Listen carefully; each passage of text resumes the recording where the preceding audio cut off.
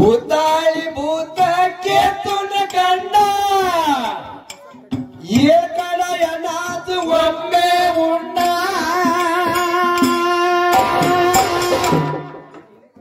नागराय गौडन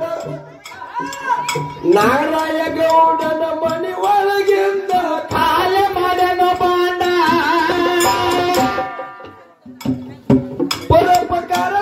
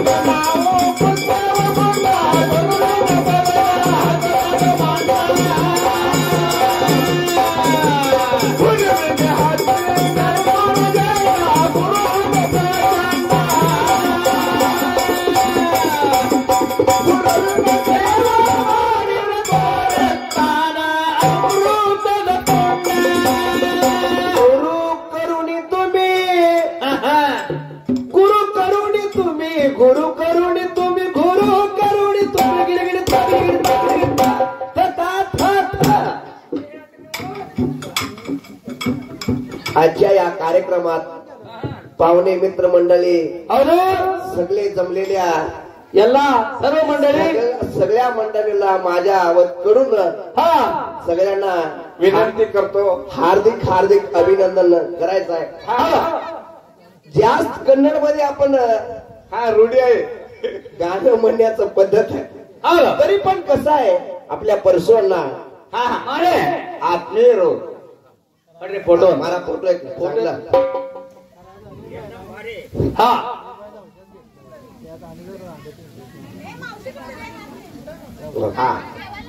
तरी पण आपण या कार्यक्रमाला कसं या कार्यक्रमात आपलं जास्त कन्नड असते, तरी पण मधुगुंडेश्वर महाराज मराठीमध्ये कन्नड मध्ये दोन्ही विश्लेषण करून एक एक वाक्य लिहून ठेवले आहे, एक एक वाक्य लिहून असं आपल्याला कळावं म्हणून जगाला सांगून दिले।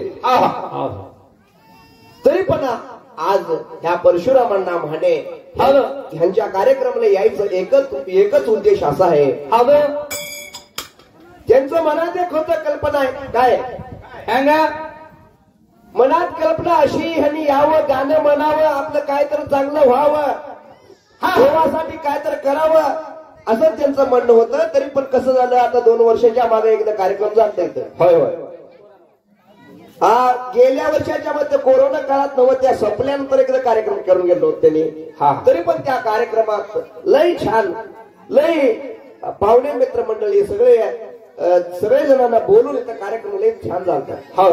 आता त्यांचं म्हणणं काय होतं, भगवंताशी, भगवंता आपला संसार सुखी राहू दे, संसार चांगला चालू दे, आपल्या संसारात भगवंताची कृपा असू दे म्हणून असू दे म्हणून ह्या कार्यक्रमात त्यांनी संकल्प केला।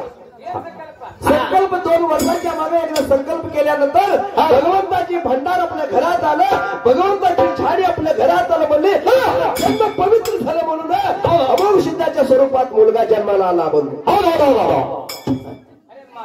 त्याने राहिलेले निष्ठा, राखलेले विश्वास, देवावर ठेवलेले प्रेम हे कधी तुटणार नाही। म्हणून मी एका 2 शब्दात मराठीमध्ये बोलायला शिकलो। कसं आपण मराठी असून सुद्धा कन्नड जास्त आपलं बोलणं आहे, तरी पण मराठीमध्ये एक वाक्य बोलताना विचार करून बोला, बोलून विचारात पडू नये। हीगंद्रीपा पण काही सुद्धा बोलायचं असेल तर ते विचार करावा लागणार। हा विचार करून बोललं की पुढचा मार्ग आपल्याला कळतंय चांगलं दिसणार आहे. हा